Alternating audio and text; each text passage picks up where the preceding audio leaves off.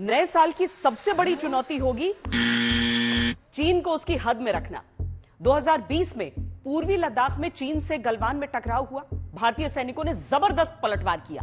वहां एक के बाद एक बातचीत के कई दौर हो चुके हैं और इसी बीच 2022 में उसने तवांग में घुसपैठ की कोशिश कर दी। यहां से भारतीय सैनिकों ने उसे मार मार के खदेड़ भगाया। पर इस साल बेहद सतर्क रहने की जरूरत है।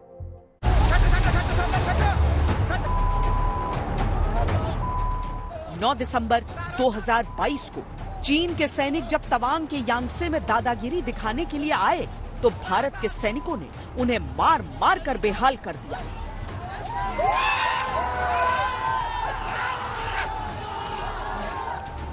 बेशुमार शर्मिंदगी के साथ चीनी सैनिकों को 62 और 22 का फर्क समझ में आ गया।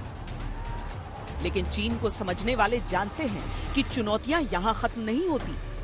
जानकार कहते हैं चीन बातचीत भी करेगा और समझौते का उल्लंघन भी करता रहेगा। इस साल भारत को एक्स्ट्रा सतर्क रहना होगा। चीन जो बोलता है वो करता नहीं है। चीन के करनी के ऊपर हमने देखना है चीन करता क्या है। जमीन के ऊपर बातचीत चीन 1950 से करता आ रहा है। हमने देखते हैं चीन क्या कर रहा है। तो चीन बातचीत जरूर करता है लेकिन अपनी तैयारी भी साथ साथ करता है। हम लोगों ने थोड़ा सा सतर्क रहना होगा कि चीन बातचीत जरूर करे और बातचीत, चीन तो पड़ोसी है, पड़ोसी को तो हम बदली नहीं कर सकते हैं, लेकिन हमें सतर्क रहना निहायत जरूरी है।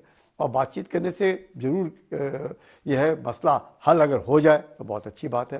पर मुझे इतना आसान नहीं लगता कि मसला हल हो जाएगा, चाहे 2023 हो या मुझे लगता है 2123 हो।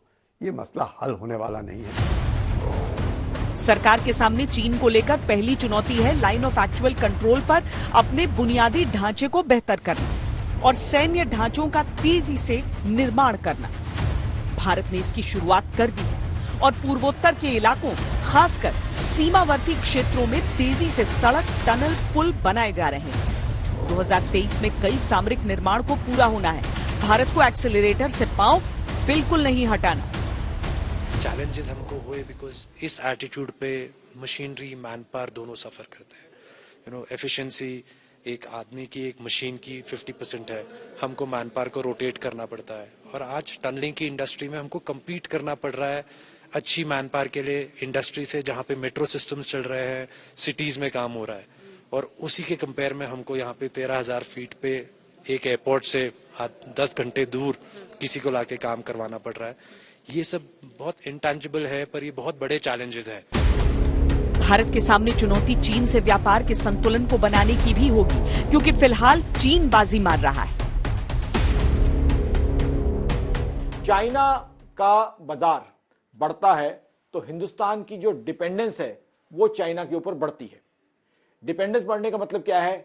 कल को चाइना के साथ रिलेशन खराब होते हैं तो वहां से जो गुड्स और रॉ मटेरियल आता है वो बंद हो सकता है। तो हिंदुस्तान की इकोनॉमी के लिए दिक्कतें हो सकती हैं, हिंदुस्तान की इंडस्ट्री के लिए दिक्कतें हो सकती हैं। चाइना का बाजार बढ़ता है और खासकर अगर चाइना का बाजार हिंदुस्तान में बढ़ता है तो उससे चाइना इकोनॉमिकली स्ट्रांग होता है, मिलिटरीली स्ट्रांग होता है। वो हमारे लिए किसी भी तरीके से अच्छा नहीं है।